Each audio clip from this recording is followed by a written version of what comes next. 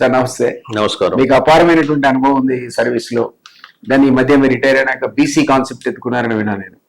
Excellent అది. ఎందుకంటే order of the day ఆ సెక్షన్ ఆఫ్ పీపుల్ కి ఎప్పటి నుంచో అన్యాయం జరుగుతా ఉందన్న విషయం మనందరికీ తెలుసు. నేను అడిగేది ఏంటంటే అసలు ఎందుకు యువతరం ఈరోజు దారి తప్పుతున్నారు? అంత తీవ్రంగా పోరాడి తెలంగాణ సాధించినట్టు ఎస్సీ ఎస్టీ బీసీలు ముందు 95% ఉండేవాళ్ళు ఉద్యమకాలం మేము చూసాం. అట్లాంటి వాళ్ళే ఎక్కువ ఆత్మహత్యలు కూడా చేస్తున్నారు. 99% వాళ్ళే. కానీ అధికారం వచ్చిన తర్వాత వీళ్ళు దూరంగా పెట్టారు. అసలు అడ్మినిస్ట్రేషన్లో రోల్ లేదు, పాలిటిక్స్లో రోల్ లేదు. ఈ రోజు ఫ్రస్ట్రేషన్కి గురైనటువంటి సెక్షన్ ఎక్కువ మంది ఎవరు ఉన్నారంటే వాళ్ళే.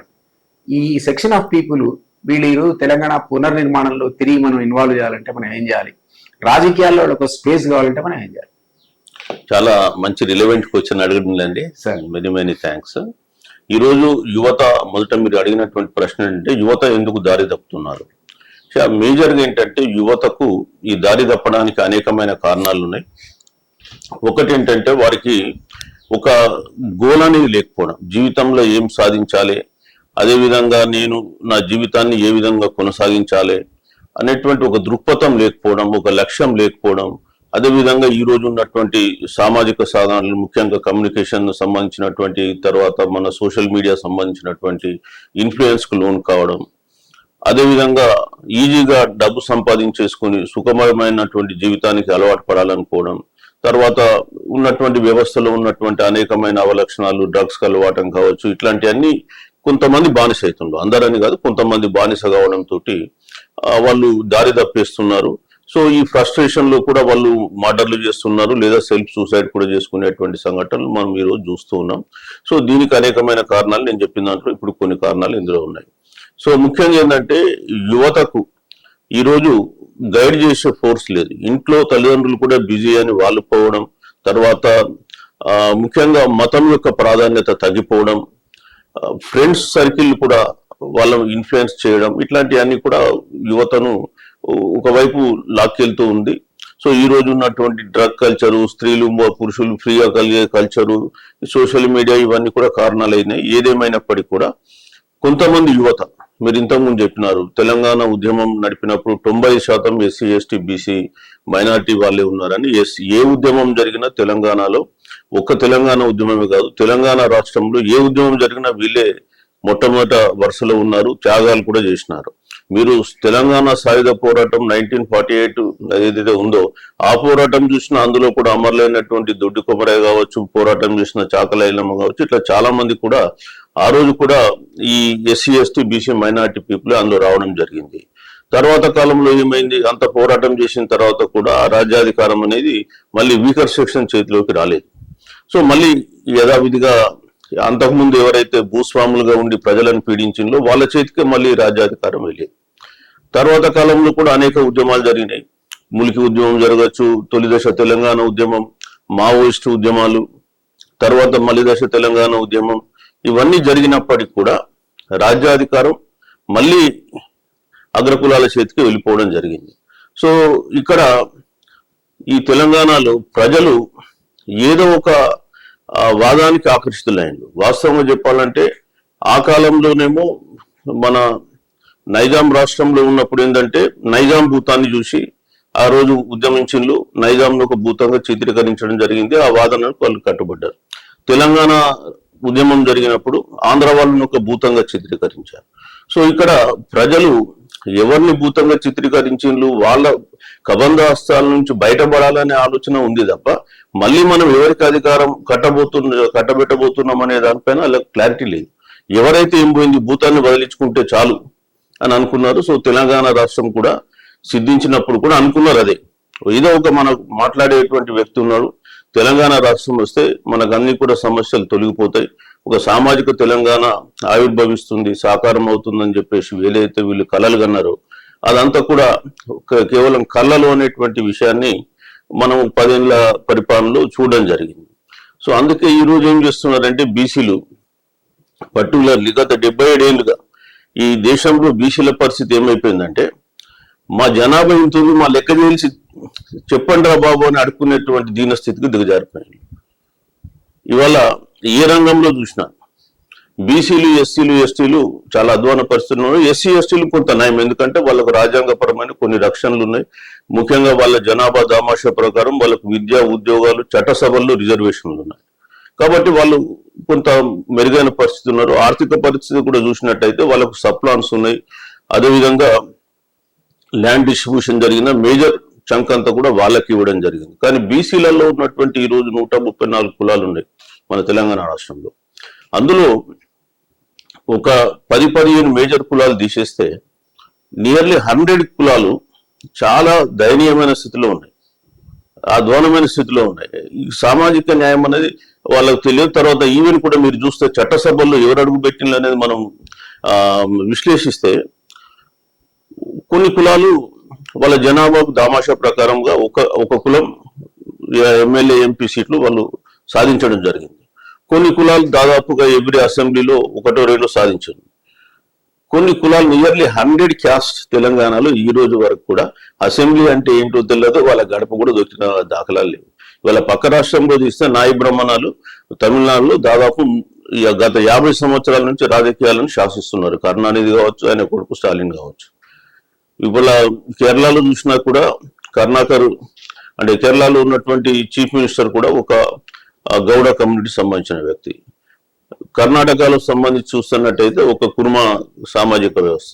సో సౌత్ ఇండియాలో ఎక్సెప్ట్ ఆంధ్రప్రదేశ్, తెలంగాణ ఎప్పుడు చూసినా బీసీలే ముఖ్యమంత్రులుగా ఉన్నారు. కానీ తెలంగాణ రాష్ట్రంలో 77 సంవత్సరాలుగా ఒక్కసారి కూడా అవకాశం రాలేదు.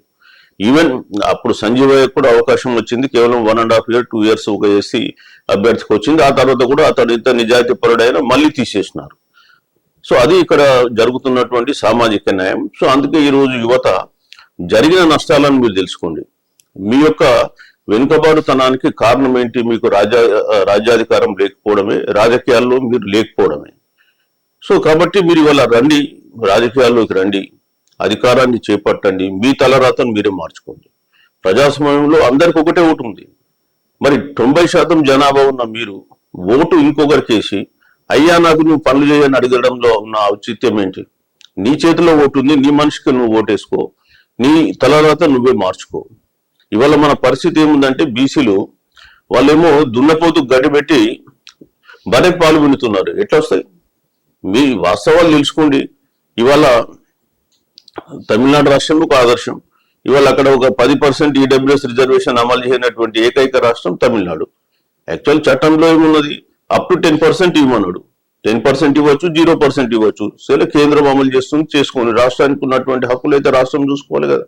సో వాళ్ళు హైకోర్టులో పిటిషన్ వేసిన అఫిడవిట్ వేశారు, మేము ఇంప్లిమెంట్ చేయము అని. ఇవాళ బీసీలకు వాళ్ళు 50% రిజర్వేషన్ ఇస్తున్నారు. అంటే ఇక్కడ నేను ఎందుకు చెప్తున్నానంటే రిజర్వేషన్ వల్ల మెరిట్ దెబ్బతింటా లేదా దట్స్ ఎ డిఫరెంట్ ఇష్యూ, మనం దాన్ని సెపరేట్ డిబేట్ చేయొచ్చు. కానీ ఇక్కడ అవకాశాలు లేవు. ఈ రోజు కూడా మీరు కేంద్రంలో చూస్తే కేటగిరీ ఏ ఉద్యోగాలు, బి ఉద్యోగాలలో కేంద్రంలో 40 లక్షల ఉద్యోగాలు ఉన్నాయి. కేటగిరీ ఏ, బి ఉద్యోగాలు మనం తీసుకుంటే ఓబీసీల స్ట్రెంత్ 14% మించలేదు. సి కేటగిరీ, డి కేటగిరీలో దాదాపు 23-24% ఉంది. 27% మ్యాండేటెడ్ రిజర్వేషన్ 93 నుంచి మనం మండల్ కమిషన్ అమలు పరుస్తున్నప్పటికీ కూడా ఈ రోజు కూడా లేదు, ఆ పరిస్థితి లేదు.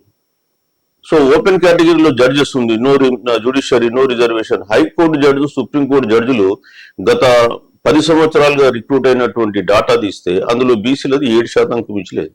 నేను ఈ మధ్యకాలంలో ఒక బుక్ పబ్లిష్ చేశాను, నా దగ్గర మీకు ఇస్తాను సార్. సో ఆ బుక్ లో కూడా మేము మొత్తం డాటా ఇవ్వడం జరిగింది, ఏ రంగంలో ఓబీసీలు, బీసీల శాతం ఎంత ఉందని. సో ఈరోజు బీసీలకు ఒక మంచి అవకాశం ఉంది మన తలరాత మనమే మార్చుకోవడానికి. సో అందుకే బీసీలు వల్ల చైతన్యవంతం కావాల్సి ఉంది, ముఖ్యంగా రాజకీయాలకు రావాల్సి ఉంది. సో రాజకీయాలు అంటే నిజంగా కూడా చాలా అనేకమైనటువంటి కష్ట నష్టాలతో ముడిపడ్డట్టు అంశాలు, అందులో ఛాలెంజెస్ ఉన్నాయి, ఆపర్చునిటీస్ ఉన్నాయి. సో ముఖ్యంగా రాజకీయాలు వస్తే ఈరోజు మనం చూస్తే మనం జనరల్ గా 5 స్టార్ పాలిటిక్స్ అంటాం. గతంలో మనం ఏమిటంటే muscle power, money power, media power అన్నాం. సో ఈ 5 స్టార్ దాంట్లో కూడా మనం ఏమంటున్నామంటే క్యాష్ కావాలి, క్యాస్ట్ కావాలి, అట్లనే కార్పొరేటివ్ పాలిటిక్స్ ఉన్నాయి, కంపెనీ అంటే మీడియా కావాలి. ఇట్లా మనం సరే 5 స్టార్ మనం చెప్తూ ఉన్నాం. సో ఈ పాలిటిక్స్ లో రావాలనుకున్నప్పుడు అతను కొంత ఆ సబ్జెక్ట్ పైన అవగాహన డెవలప్ చేసుకోవాల్సి ఉంటుంది. ఇవాళ politics is a good subject, మనము భయపడాల్సిన అవసరం లేదు, అదేవిధంగా దూరంగా పారిపోవాల్సిన అవసరం కూడా లేదు. ఎప్పుడైతే స్టూడెంట్స్ దశ నుంచి మనిషి రాజకీయాల్లోకి రావాలనుకున్నప్పుడు స్టూడెంట్ దశ నుంచే ప్లాన్ చేసుకోవాలి. చాలా మంది స్టూడెంట్ లీడర్స్ ఇవాళ మంచి లీడర్ గా పాలిటిక్స్ లో ఎదిగారు. ఇప్పుడు మనకు గుజరాత్ లో తీస్తే ఆయన హార్దిక్ పటేల్ అనుకుంటారు. సో ఆయన ఉన్నప్పుడు గుజరాత్ లో చాలా యాక్టివ్ గా పాలిటిక్స్ లోకి వచ్చిండు, గుజరాత్ ను గజవేలాడించిండు. ఇవాళ పార్టీలో బీజేపీలో చేరినాడు, తిరుగుతూ ఉన్నాడు. అట్లనే చాలా మంది ఇప్పుడు పక్కన ఉన్నటువంటి కర్ణాటకలో కూడా ఎంపీ ఉన్నాడు, తేజస్వి సూర్య అతను. సో అతను కూడా మంచి యాక్టివ్గా తిరిగింది. సో మనకు అవకాశాలు ఇక్కడ అందరు ఏమనుకుంటున్నారంటే డబ్బు ఉండాలి, లేదా కుల బలం ఉండాలి, ధనబలం ఉండాలి. ఇంతకుముందు నేను చెప్పిన కార్పొరేట్ పాలిటిక్స్ ఇవన్నీ పక్కన పెడితే నిజంగా నీళ్ళు టాలెంట్ ఉంటే నేను ఎవడు ఆపలేడు ఈ రోజు కూడా. కాబట్టి నువ్వు చైల్డ్హుడ్ నుంచి ఒక ప్లాన్ చేసుకోండి. అవకాశాలు ఏంటంటే ఖచ్చితంగా ఉన్నాయి, లేవని కాదు. ఇవాళ ప్రపంచం ఏంటంటే అనేకమైన అవకాశాలు మనకి ఇస్తుంది. ఏ రంగంలో నువ్వు ఎన్నుకున్నా ఎదగడానికి కావాల్సిన అవకాశాలు నీకునే. కాకపోతే దానికి కావాల్సినటువంటి స్కిల్ సెట్ కానీ, మైండ్ సెట్ కానీ, యాటిట్యూడ్ కానీ, హార్డ్ వర్క్ కానీ నీలో కావాలి. అవి లేకుండా మనకు ఇవన్నీ కావాలని చెప్పి కలలు కంటే లాభం లేదు. సో కలలు కనాలే యూత్, దాన్ని సాకారం చేసుకోవాలి అంతే తప్ప కలలు కనకుండా అంటే కళలు అంటే ఏదో కళ్ళు మూసుకొని కాదు, కళ్ళు తెరిచే కళలు కనాలి. నేను ఫలానా వాడిని కావాలని అనుకున్నప్పుడే నువ్వు సాధ్యమవుతుంది. దానికి తగ్గట్టు నీ ప్లానింగ్ చేసుకోవాలి, హార్డ్ వర్క్ చేయాలి. సో ఇవన్నీ ఉంటాయి. సో ఒక లీడర్ గా మీరు ఇక్కడ రాజకీయాల్లోకి రావాలనుకున్నప్పుడు, లీడర్ అంటే ఎవరు అంటే మనం ఇతరులు ఇన్ఫ్లుయెన్స్ చేయగలిగే స్థాయిలో ఉంటాం మన గోల్ అచీవ్ చేయడానికి. సో వాళ్ళు మనల్ని ఫాలో అవుతుంటారు, ఒక కామన్ గోల్ ఉంటుంది. ఆ గోల్ అచీవ్ చేయడానికి మిగతా వాళ్ళని మనం ఇన్స్పైర్ చేయాల్సి ఉంటుంది. సో ఆ క్యారెక్టర్స్ మనం డెవలప్ చేసుకోవాలి. మనం మిగతా వాళ్ళకు ఒక ఎగ్జాంపులరీగా ఉండాలి, ఒక మోడల్ గా, రోల్ మోడల్ గా బతకాల్సి ఉంటుంది. మనకంటూ మంచి స్పోకెన్ కమ్యూనికేషన్ స్కిల్స్ కూడా డెవలప్ చేసుకోవాల్సి ఉంటుంది. అట్లాగే నాలెడ్జ్ ఎప్పటికప్పుడు మనం అప్డేట్ చేసుకోవాల్సి ఉంటుంది. సో వొరేషియస్ రీడింగ్, అనేకమైన పుస్తకాలు చదవడము, లేదా నీకు నాలెడ్జ్ ను సోషల్ మీడియా ద్వారా, ఇతర మీడియాల ద్వారా డెవలప్ చేసుకొని, ఇవన్నీ కూడా మనిషి చేయాల్సినటువంటి పనులు. అట్లాగే కమ్యూనికేషన్ స్కిల్స్, తర్వాత టీం వర్క్ చేయడం నేర్చుకోవాలి. అన్నిటికంటే ముఖ్యం ఏంటంటే టీం వర్క్ చేయకపోయినట్టయితే ఓడిపోతాం. మనం జీవితంలో ఒంటరిగా ఎవ్వరు కూడా ఏం సాధించలేరు. మనం ఒక్కలం ఉంటే ఒకటే, కానీ మన పక్కన ఇంకో ఒకటి చేరితే 11 అయింది. అంటే మన బలం 11 రెట్లు పెరిగిపోద్ది. కాబట్టి టీం వర్క్ చేసుకోవడం అనే విషయాన్ని మనం ఎప్పుడైనా నేర్చుకోవాల్సి ఉంటుంది. తర్వాత జీవితంలో 100% ఫెయిల్యూర్స్ ఉంటాయి, అందరికీ కూడా సక్సెస్ ఉండదు. ఎందుకంటే నువ్వు ఫెయిల్యూరే కాలేదనుకో, నువ్వు అసలు ఏం పని చేయనట్టే లెక్క. This what is told by Einstein, not by me. So మనిషి జీవితంలో ఫెయిల్యూర్ లేదంటే అతను ఎలాంటి పని చేయలేడని దాని అర్థం. కాబట్టి పనులు చేసినప్పుడు సక్సెస్ ఉంటుంది, ఫెయిల్యూర్ ఉంటుంది. సో ఫెయిల్యూర్ నుంచి మనం నేర్చుకోవాల్సిన అవసరం ఉంది. ఎందుకు ఫెయిల్ అయినామని చెప్పి మళ్ళీ మనం తిరిగి ప్రయత్నం చేయాల్సి ఉంటుంది. సో దానికి మనకు కావాల్సింది ఇమోషనల్ ఇంటెలిజెన్స్ కూడా కావాల్సి ఉంటుంది. ఎట్లా మనం ఫెయిల్యూర్ ను ఓవర్కమ్ చేసుకోవాలి, ఇమోషన్స్ ను ఎట్లా తట్టుకోవాలి. సో ఈ ఇమోషనల్ ఇంటెలిజెన్స్ ను కూడా తట్టుకోవాల్సి ఉంటుంది. ఇదంతా కూడా పర్సనాలిటీ డెవలప్మెంట్ లో ఒక part of the personality development. So మనకు కావాల్సింది ఏంటంటే పని చేసుకుంటూ పోతూ ఉంటే ఈ క్యారెక్టర్స్ అన్ని కూడా ఆటోమేటిక్ గా డెవలప్ అవుతుంటాయి. ఎందుకంటే ఒక లక్ష్యం ముందు ఉందనుకో, లక్ష్య సాధన చేయాలనుకున్నప్పుడు ఆ లక్ష్యం నిన్ను నిద్రపోనివ్వదు, మొదలు ఆ లక్ష్యం వైపు నిన్ను నడిపిస్తూ ఉంటుంది. కాబట్టి మనం ఫస్ట్ లక్ష్యాన్ని, ఒక విజన్ ని డెవలప్ చేసుకున్న తర్వాత ఇవన్నీ ఆటోమేటిక్ గా వస్తాయి. మీరు చాలా మంది ఏంటంటే నేను నిజంగా నేను కూడా చిన్న ఉన్నప్పుడు చూశాను, ఒక కలెక్టర్ కావాలనుకున్నాను. నేను పల్లెటూరు నుంచి వచ్చాను, మా ఇంట్లో ఎవరు చదువుకోలే, ఐఎమ్ ద ఫస్ట్ జనరేషన్ లేదు. నాకు ఎందుకు వచ్చింది కలెక్టర్ కావాలని, మా పక్కన కొద్ది దూరంలో ఒక రెవెన్యూ ఊర్లో పట్టువారి ఉంటుండే. ఆ పట్టువారి విలేజ్ పట్టువారి గట్ట దగ్గరికి జనాలందరూ వస్తుంది. అప్పుడు రెవెన్యూ ఇన్స్పెక్టర్ అంటే చాలా పెద్ద ఆఫీసర్. ఆ రెవెన్యూ ఇన్స్పెక్టర్ వచ్చిందంటే పట్టువారు ఏం చేస్తుండే, మా అందరిని చిన్నపిల్లని పంపించేసరి కోళ్ళు ఎక్కడ ఉన్నాయి పట్టుకరంటారు, కోళ్ళు ఎక్కడ ఉన్నాయి పట్టుకరంట. అంటే మేము పోయి ఆ కోళ్ళని పట్టుకొని వస్తుంది. వచ్చినాక ఈయనకు కోళ్ళు కోసి ఆయన భోజనం పెడుతుంటారు. ఈయన ఎవరు అంటే ఇట్లా పట్టువారి రెవెన్యూ డిపార్ట్మెంట్ లో ఆయన చెప్తుండే, ఈయన గిరిదావారు మీద మళ్ళీ నాయబ్ తహసీల్దార్ వస్తుండే ఎప్పుడో ఒకసారి. నాయబ్ తహసీల్దార్ వచ్చేస్తే ఇక ఆ ఊర్లో బండి కట్టి బండి మీద ఎక్కించుకొని తీసుకొని వస్తుంటాడు. కషీర్ అంటే ఊర్లో సెంటర్ కు. ఇవన్నీ చూసినాక వీళ్ళందరికంటే పెద్ద కలెక్టర్ అంటే మనం ఎందుకు కాకూడదు కలెక్టర్. సో ఒక డ్రీమ్, ఒక విజన్ డెవలప్ అయింది.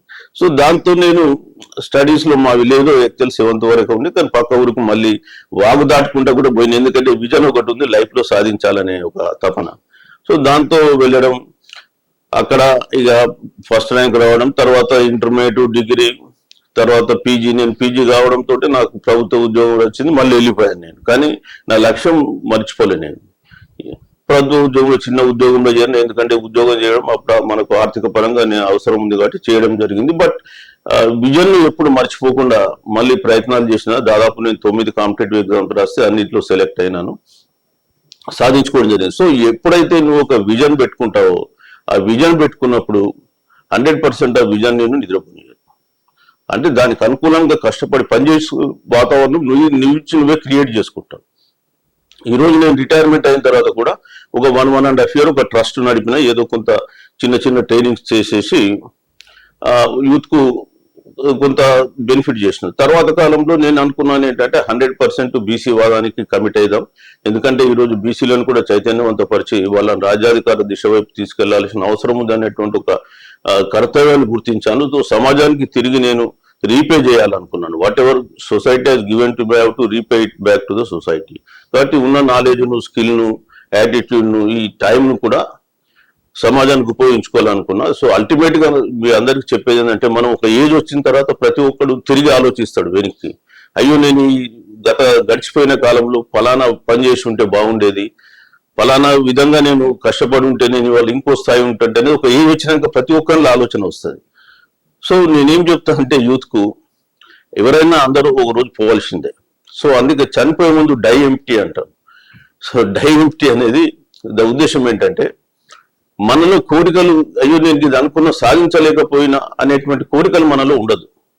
మనం డెత్ బెడ్ మీద పోయినప్పుడు నా జీవితంలో నేను అనుకునేవన్నీ కూడా సాధించినాను, ట్రై చేసినాను. అది ఫెయిల్యూర్ కావచ్చు, సక్సెస్ కావచ్చు, బట్ ఐ ట్రైడ్ ఇట్.